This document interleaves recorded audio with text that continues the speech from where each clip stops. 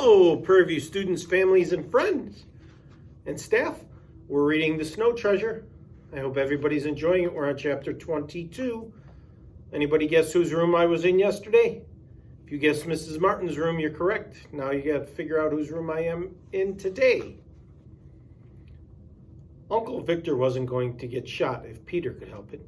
He resolved then and there to do all he could to hurry the rest of the gold to the snake, so the Clang could lift anchor and get away. There's nothing to do but what we've been doing, Uncle Victor Lindstrom decided.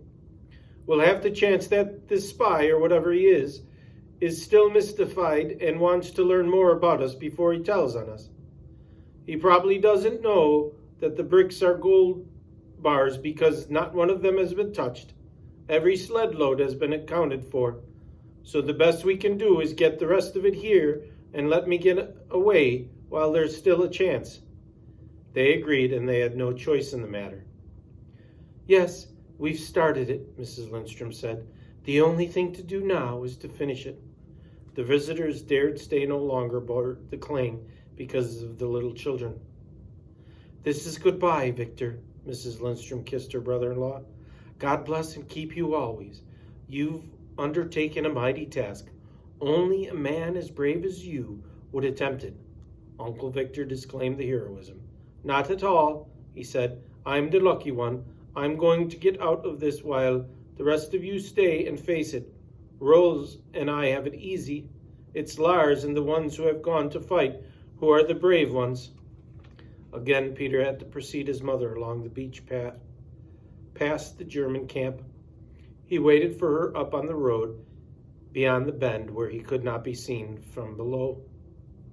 When at length she reached him, he tied his sled to the end of the bobsled, and together they pulled up the steep hillside. At the Holm farm, there was a flurry of excitement. That much was evident the minute they turned in from the road. Frau Holm wanted to tell them something, but she was silent until the small children had eaten their bread and milk and were tucked into bed. There's something strange going on, she waved a wooden spoon. But first, she went to the door and locked it. Then she bolted it and came over to where they sat beside the fire. Today, just before you came, I saw a German soldier in the woods. He was wearing skis. But why would he be skiing around my place? I asked myself. He comes cautiously as if he's looking for something. I watch, and he comes close to my barn. Then he slides himself along with his poles and pulls himself up the runway into my barn. Into my barn, I tell you. Peter and his mother had no word to say about this new menace. Was the German spying around the Holmes farm because he knew the boys were put to sleep there? Peter wondered.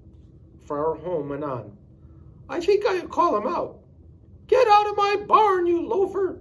But then I think, no, that's bad. It might make him angry, and he would turn me over to the officers. I have to say to myself, I'll say nothing till I've talked with Frau Lindstrom. Then what happened? Mrs. Lindstrom asked. I just waited and waited, and by and by he came out and started back the way he'd come.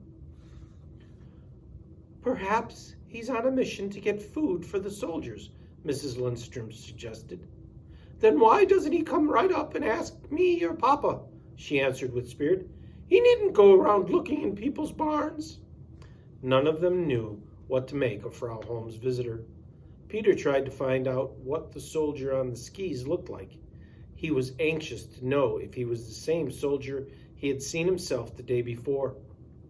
But he remembered he had seen nothing of that one but his back, so he could hardly compare the two.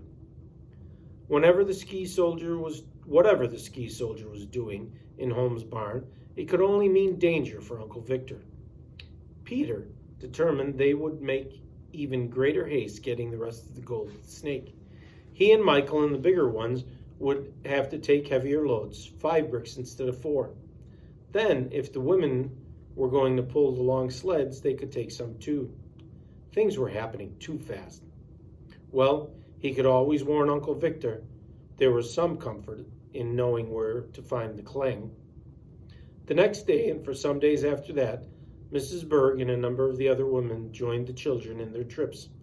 They would take the bobsled. On each was a small pile of gold, and over the gold sat the smallest children.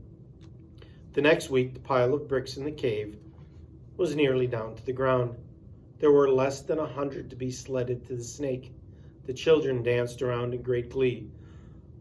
"The snow's holding, we've done it. We've done it, we've done it." Helga was noisiest. "Shh," Per Garson warned. "You've done nothing. You've done none it yet.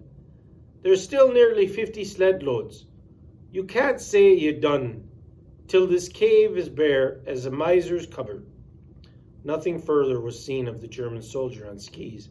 Peter was always on the watch, but not once did he see the gray-green uniform.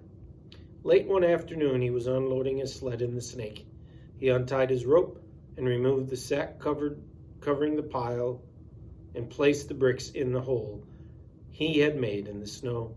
He took 2 handfuls of snow and began to make his soldier. He patted it hard. As he reached for more, something made him look up. It was just the merest noise, like soft breathing light. He looked into the pair of blue eyes. Their owner was wearing a dull-colored uniform of a German infantry soldier.